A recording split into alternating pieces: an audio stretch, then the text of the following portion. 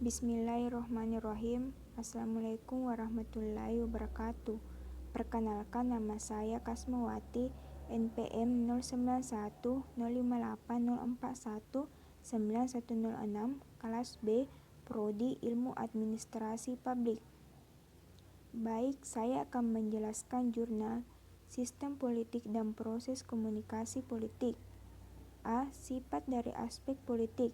Pendapat Aristoteles, Weber, dan Laswell mengenai sifat politik. Pertama, Aristoteles, Weber, dan Laswell dan hampir seluruh ahli-ahli ilmu politik sepaham bahwa hubungan politik terdapat di dalam bulatan A, sekelompok hubungan yang melibatkan kekuasaan pemerintah dan wewenang. Kedua, secara definitif Laswell menyebut segala sesuatu di dalam bulatan A sebagai bersifat politik. Ketiga, di lain pihak, Aristoteles dan Weber mendefinisikan kepolitikan sebagai sesuatu yang memerlukan tambahan satu atau lebih karakteristik, seperti yang tertera dalam bulatan B dan C. Misalnya, daerah dari sesuatu bersifat politik bukanlah segala sesuatu yang terdapat di dalam bulatan A, atau segala sesuatu di dalam bulatan B secara teritorial, tetapi segala sesuatu yang terdapat di dalam bulatan tumpang tindih irisan AB yang melibatkan pemerintahan maupun wilayah.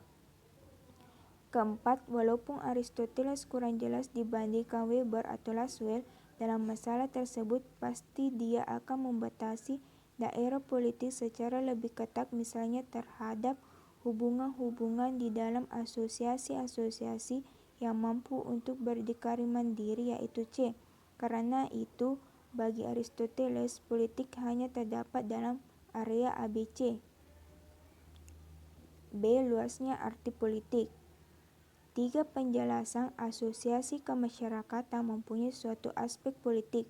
Pertama, dalam bahasa, biasa kita mengatakan pemerintahan dari suatu klub, firma, atau korporat, dan sebagainya.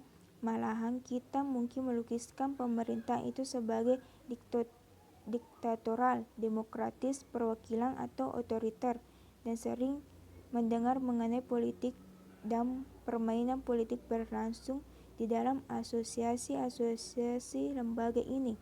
Kedua, suatu sistem politik bukan hanya satu aspek dari sebuah asosiasi. Bila mana kita mengatakan bahwa seorang adalah dokter atau guru atau petani, kita tidak dapat berasumsi bahwa dia hanyalah seorang dokter atau hanya seorang guru, hanya seorang petani. Tidak ada asosiasi kemanusiaan yang secara eksklusif bersifat politik di dalam semua aspeknya. Seseorang mempunyai banyak hubungan lain selain daripada hubungan kekuasaan dan wewenang, misalnya cinta, penghargaan, dedikasi, kepercayaan, keyakinan, kebencian, dendam, dan sebagainya. Ketiga, definisi kita sebenarnya tidak menyebut sedikit pun mengenai motif-motif kemanusiaan. Dengan definisi itu tidak berarti bahwa di dalam setiap sistem politik orang dipaksa oleh kebutuhan yang timbul dari dirinya sendiri untuk memerintah orang lain, bahwa pemimpin secara bernafsu menginginkan kekuasaan, atau bahwa politik secara inheren merupakan perebutan kekuasaan yang sengit.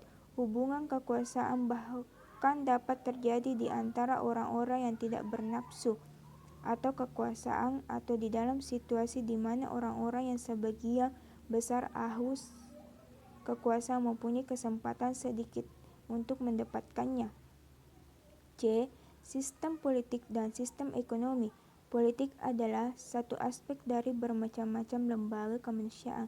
Ekonomi adalah aspek yang lain. Sebab itu sering ahli ekonomi dan sering ahli politik mungkin bersama-sama mempelajari lembaga yang sama, seperti di lembaga legislatif dan eksekutif yang berkaitan dengan anggaran, pendapatan, dan belanja negara, kebijakan publik, dan sebagainya.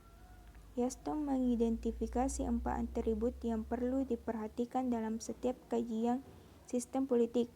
Pertama, unit-unit dan batasan-batasan suatu sistem politik. Serupa dengan paradigma fungsionalisme, dalam kerangka kerja sistem politik pun terdapat unit-unit yang satu sama lain saling berkaitan dan saling bekerja sama untuk menggerakkan roda kerja sistem politik.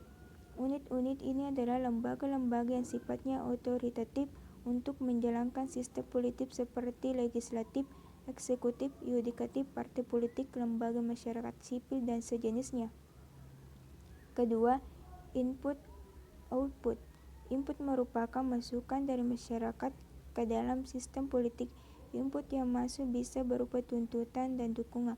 Output adalah hasil kerja sistem politik yang berasal dari tuntutan maupun dukungan dari masyarakat.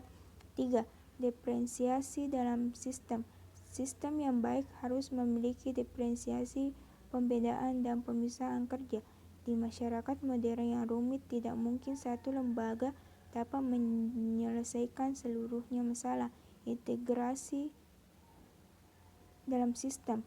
Integrasi adalah keterpaduan kerja antar unit yang berbeda untuk mencapai tujuan bersama. Undang-undang pemilihan umum tidak akan diputuskan serta ditindaklanjuti jika tidak ada kerja yang terintegrasi antara DPR, Kepresidenan, KPU, Bawaslu, partai politik, dan media massa. Baik, itulah jurnal yang saya sampaikan. Dan sekian dan terima kasih. Assalamualaikum warahmatullahi wabarakatuh.